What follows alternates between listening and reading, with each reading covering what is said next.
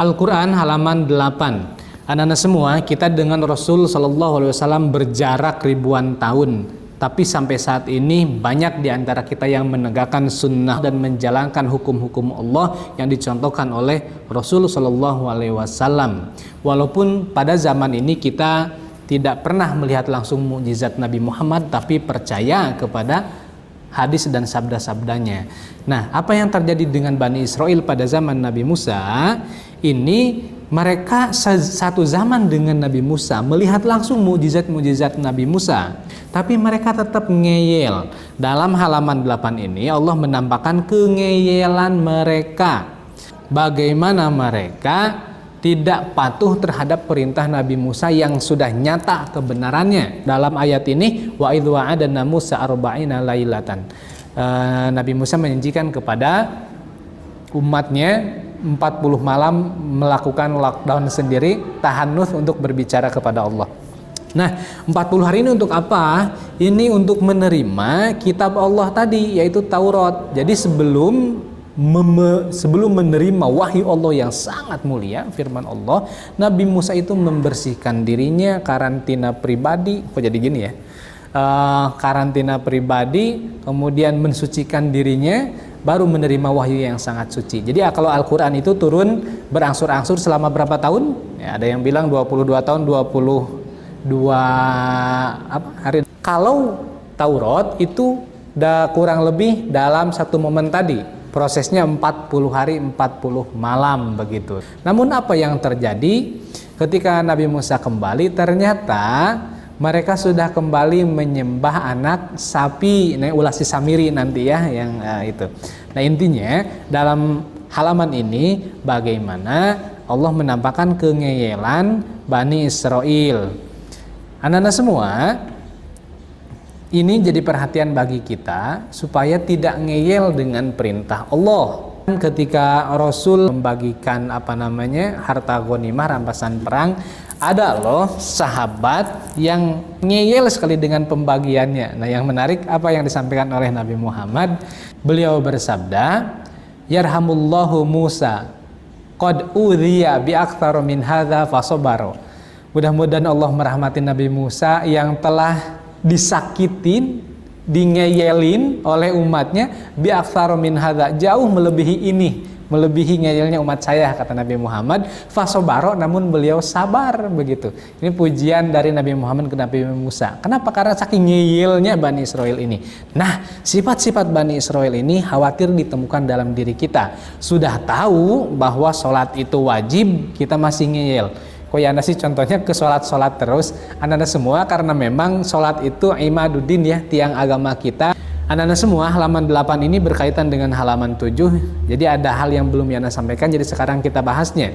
Bagaimana di halaman 7 kemarin kata Allah, wa aqimus sholata wa atuz zakata wa raka'u ma'ar raki'in. Allah memerintahkan kita untuk sholat, zakat, dan berada dengan orang-orang yang sholat. Warka'u ma'ar raki'in, kita harus sholat berjamaah. Oh, jadi rokiin, ruku di sana sholat. Ya, ini ada siswi yang bertanya ke Yana sekarang kelas 12. Yana, kenapa sih untuk mengatakan sholat dalam Al-Quran itu kok ruku katanya? Karena simbol kepatuhan dan ketundukan kita dalam sholat itu ada dalam dua rukun, yaitu ruku dan sujud. Apa sih artinya? Roka'a yarka'u, ruku itu artinya membungkuk. Sujud apa? Bersimpuh. Sujud bersimpuh, begitu. Bayangkan, awalnya kita berdiri, ketika ruku turun, semua membungkuk. Dan bacaannya pun salah satu bacaannya luar biasa. Subhana rabbiyal azim. Ada yang biasa wa bihamdih gitu ya.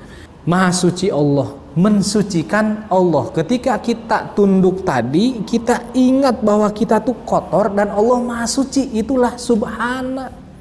Mensucikan Robbi, Tuhanku, dekat sekali Tuhanku. Subhana Robbi al-azim, yang maha tinggi, sementara saya merendah, Allah yang tinggi. Dan ketika sujud, perhatikan kembali ketika sujud, Allahu Akbar, semua raga kita itu semuanya turun. Ada nggak ketika sujud yang tidak turun? Dahi kita, wajah kita, tangan kita, lutut kita, kaki kita, semua merendah dan turun. Nggak mungkin juga kalau misalnya kita sujud tapi misalnya ada kaki kita masih di atas, itu nggak mungkin. Semua anggota badan kita merendah dan semuanya ditujukan ke arah kiblat, termasuk jemari kaki kita yang ditilep itu ya. Apa itu simbolnya? Kita bertuju pada kiblat yang di sana Allah melihat kita. Oleh ulama makanya haruskan semuanya dilipat menghadap kiblat. Maksudnya apa? Ada Allah di hadapan kita. Kita membungkuk, dan apa bacaannya? Subhana rabbiyal a'la. Nah, walaupun di riwayat lain ada bacaan yang lain ya. Nah, dalam bacaan ini Maha Suci Allah. Ketika kita bersimpuh tadi, kita sadar kesalahan dan kekotoran kita dan kemudian menghamba kepada yang Maha Suci. Subhana rabbiyal a'la, yang maha tinggi. Kita serendah-rendahnya nempel ke bumi, ke lantai, dan kita ingat siapa yang maksud al-ala, Allah yang maha tinggi. Nah, harusnya sholat itu seperti itu. Sujud bukan sekedar ritual, tapi kita memaknai mulai dari anggota badan kita, kemudian hati kita ingat kepada Allah. Karena aqrabu ma yakunul abdu mir rabbih fahuwa sajid. Karena sedekat-dekatnya hamba dengan Tuhannya adalah sajidun, ketika dia bersujud. Nah, jadi anak-anak semua, sujud dan ruku itu simbol dari jiwa dan raga kita itu untuk Allah dan menghamba kepada Allah sambil menyadari ketinggian Allah. Anak-anak semua, selanjutnya di sini kata Allah, wasta'inu bis-sabri was-shalah wa innaha lakabiratun illa 'alal khashi'in. Kita harus menjadikan sabar dan salat itu sebagai media meminta dan menghamba kepada Allah. Wasta'inu bis-sabri, meminta pertolonganlah kita bis-sabri dengan keadaan hati yang sabar, bis-shalah dengan ketundukan kita kepada Allah.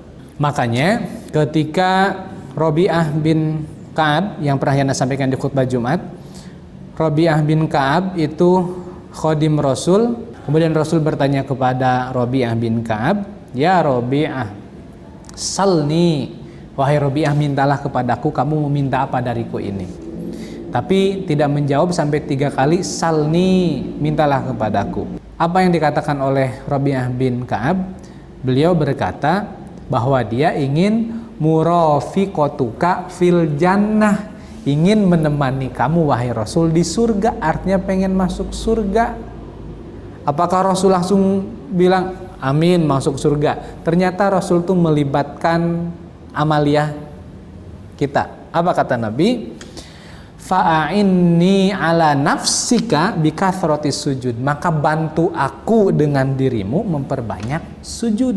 Jadi sujud atau sholat ini memang bisa membeli surga, apalagi yang lainnya. Jadi anak-anak semua yang punya keinginan, yang punya hajat, entah itu kesuksesan di dunia, misalnya pengen ketika siswa nih ya, pengen masuk perguruan ini, perguruan itu. Nah, dari sekarang fa'inni bikathratis sujud, fa'inni ala nafsika bikathratis sujud, maka bantu untuk menjemput takdir tadi dengan memperbanyak sholat, begitu ya. Jadi jangan heran jika Yana sering banyak contohnya ke sholat, karena betapa pentingnya sholat dalam kehidupan kita.